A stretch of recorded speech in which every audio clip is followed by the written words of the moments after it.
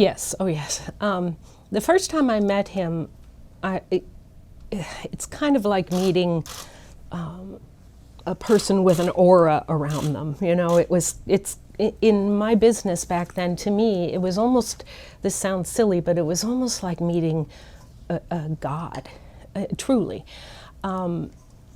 He shook my hand. I remember thinking how soft his hands were. Mine were considerably rougher, having lived on a farm for a while.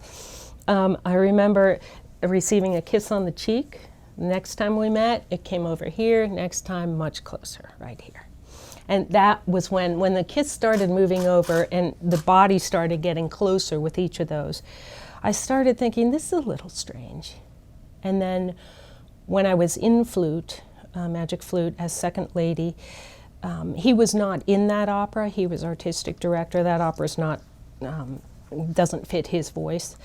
And I was second lady. When I would come off the stage left, I would exit. He was in the wings, waiting for me. Whenever he was in the house, he would wait for me in the wings and come right up to me, this close to me. Patricia, do you have to go home tonight? That's when, the first time it happened, I remember thinking, just being a little bit shocked and taken aback, and then instantly realizing what was happening. And I said, yes, I have to, and I went around him and went to my dressing room.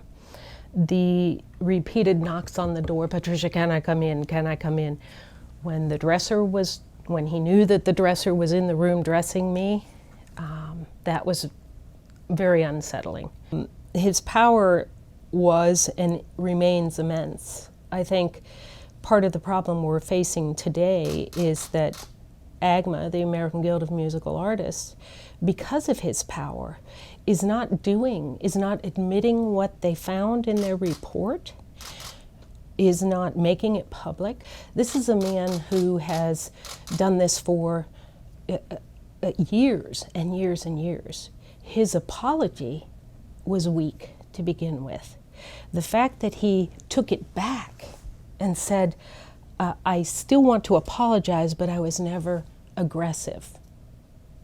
That's wrong. He was aggressive. He was aggressive to Angela Turner Wilson when he groped her. He was aggressive when he wouldn't let her out of her dressing room. He was aggressive to me stepping in my space and asking me that question, knowing that I'm married. I think it's really important that AGMA release that report in full. I think it's extremely important that they expel him from the union and don't allow a predator. This is a predator who's done this repeatedly. Just because he gives a weak apology, what makes us think he's not going to come back and do it again? It's a habit. He also said that he feels that he did not harm anyone's career. I can't tell you how many women have called me and told me their stories, still not willing to come forward because they're still performing. But he would promise them roles, and then he would, if they didn't perform for him, and I don't mean sing for him, if they didn't perform for him sexually in some way, he would take the roles away. Yeah, it was very rough. I mean, I brought it home. I remember often crying on the way home, thinking, why do I have to go through this? What do I do?